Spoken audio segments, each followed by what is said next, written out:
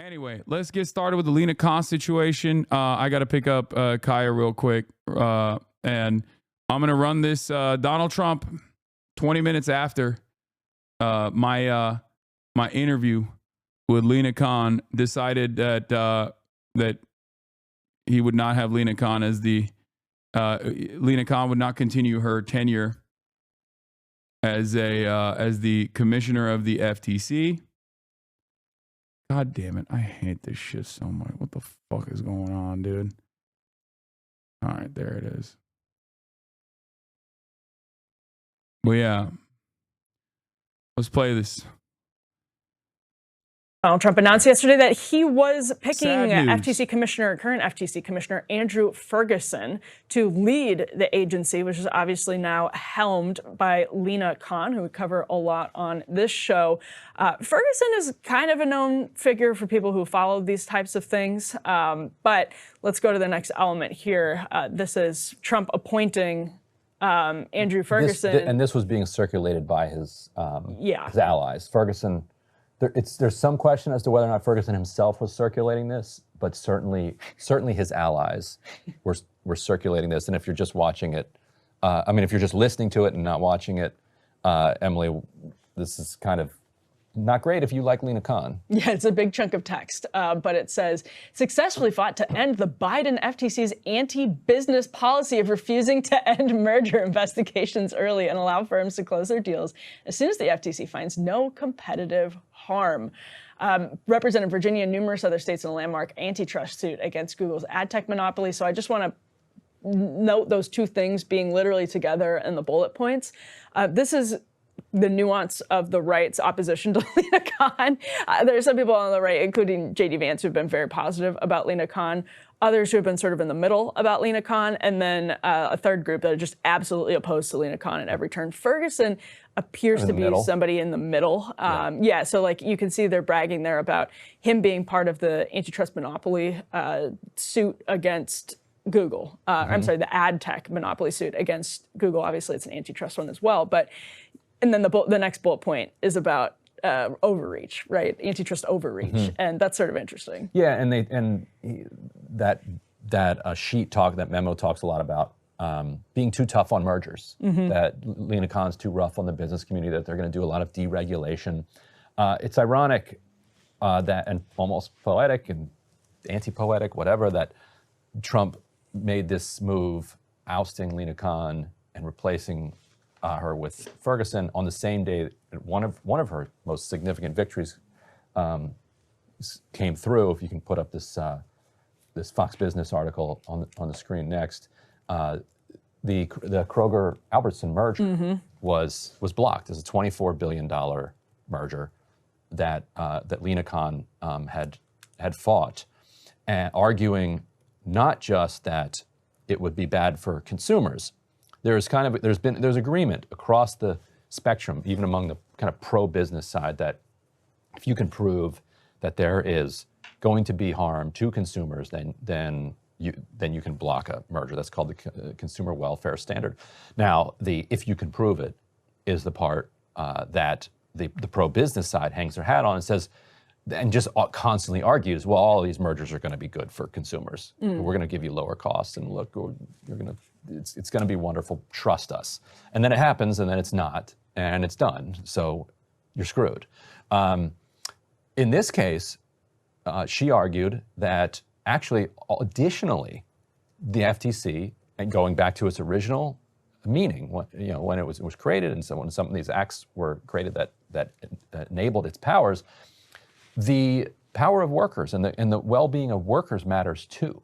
And so she argued that this merger would depress wages, would make it, and would hurt worker power, which is also an interest of the federal government, of the people of the United States, which is kind of a radical take. Like, well, we're supposed to care about workers? What? Yeah, actually, it's in the law. You're supposed to. Here she is, I love this, talking to Hassan Piker on his stream about this. This decision being blocked, what kind of labor protections does that offer to people that are working at these corporations? So, one thing that our lawsuit alleged was that if this merger goes through, it's going to mean higher grocery prices for shoppers, but it's also going to be worse for the workers. Ayo, And this is the ayo. first time that Look the who that FTC is. has ever sought to block a merger, not just because it's going to be bad for consumers, but also because it's going to be bad for workers. And, especially in recent decades, antitrust enforcers had not really been focused on the worker harms as much. And that's something we've really looked to change. So the complaint lays out how previously, when there has been competition between Kroger and Albertsons, that the workers at each store were able to use that competition as leverage when they were trying to bargain. And that if That's my famous little girl Kaya right there. Look at that. She famous. She famous.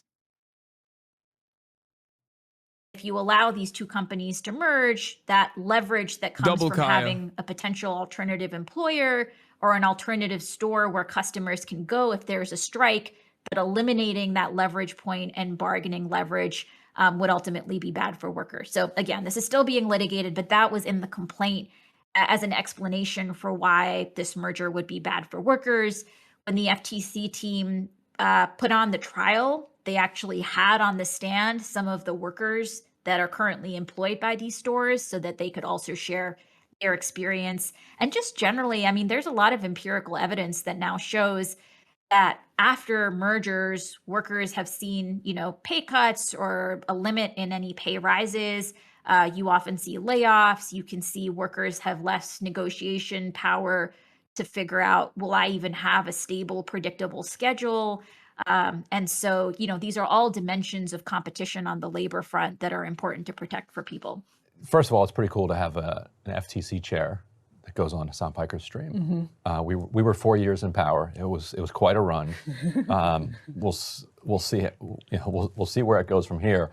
The big fear among supporters of the kind of Lina Khan approach to FTC was that Melissa Holyoke, who was a commissioner on the FTC, that she would get the chair gig, and she's as hostile as you can get to the kind of Khan-Cantor wing of that bipartisan, transpartisan movement. So the fact that she didn't get it is something, but the fact that somebody got it who says that that she was too tough on mergers, like the day that she blocked this huge, because what the Wall Street Journal would always say about her is, oh, she filed another frivolous BS case that's just going to eat up money, and then when a judge gets this complaint, he's going to knock it away because this is a child who doesn't even belong in this job, and she doesn't understand how the law works.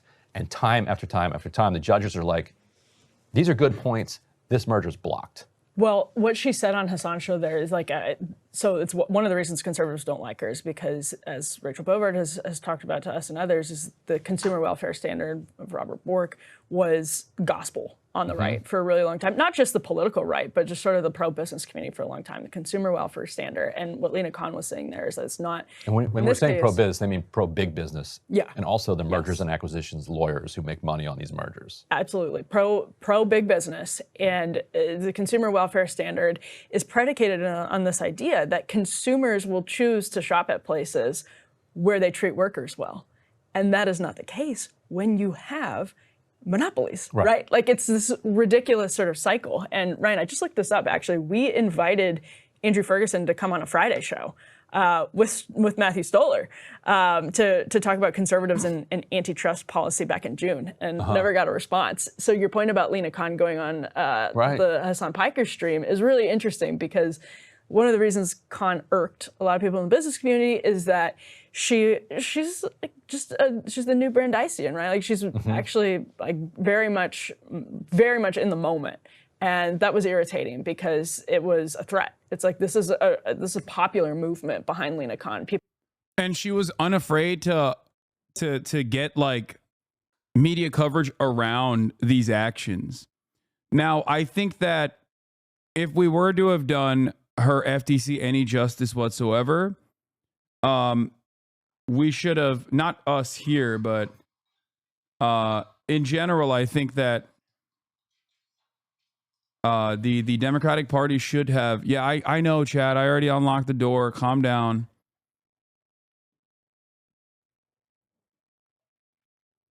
Oh my God, Chad is in a state of panic, in a state of chaos. I know Maya's here. I know. I'm going to move on to some fun stuff first and then get back to news coverage in a second, okay?